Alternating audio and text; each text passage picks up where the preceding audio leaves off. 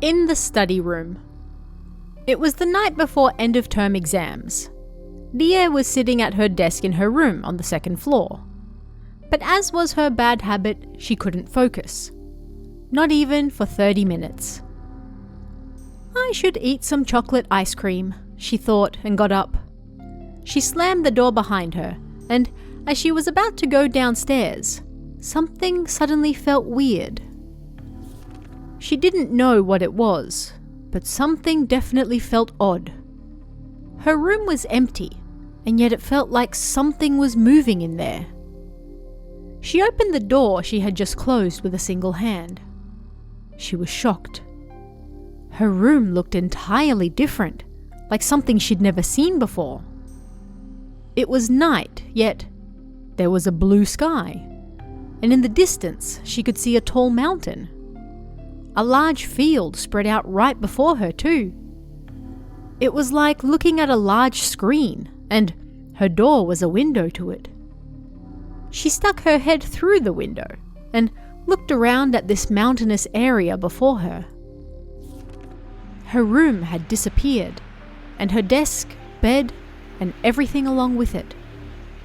All she could see was the sky, the mountain, and the field. And in the distance stood a single old man. He was tall and thin, and he was looking somewhere else and waving. Confused, Dia slammed the door shut. Maybe I studied too much and my brain's acting weird. I really do need to take a break. She went downstairs and grabbed the chocolate ice cream. Then she slowly climbed the stairs and stood before her bedroom door. She took a deep breath, then slowly opened the door. It was her regular bedroom. At the front was her desk, and on that was her books and notebooks. It looked exactly like it did when she left it before. The window was closed as well. My head and eyes really must be acting up, she thought with relief.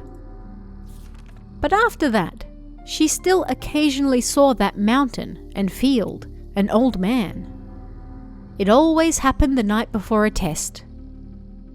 Well, let's get to it, she would think and start studying. And then, after a short while, she'd get up and leave the room.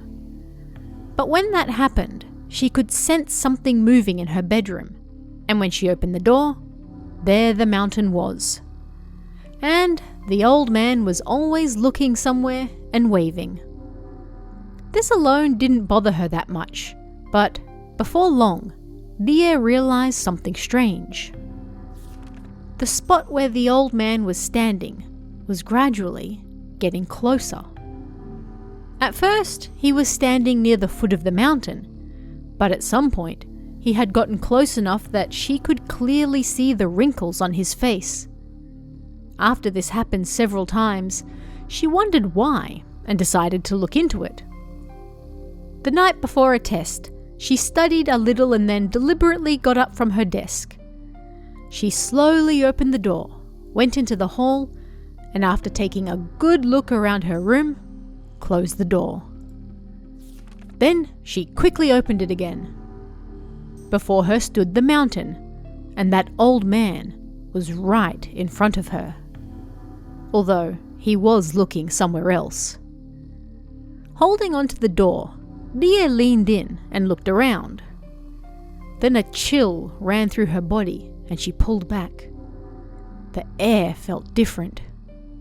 She couldn't tell exactly how or why, but it was different to the hallway. This isn't good, she thought. It was like if she fully went in, she'd end up in a different world. Panicking, she went to close the door when the old man suddenly turned to look at her. The moment his yellow-tinted eyes met hers, he grinned and extended his hand towards her. Dia slammed the door shut and ran downstairs. After that, if she was studying, Dia made sure to never leave her room. Even when she was done, if she left, she made sure to leave the door wide open. Perhaps thanks to that, She never saw the old man again. As for where he is now, well, who knows?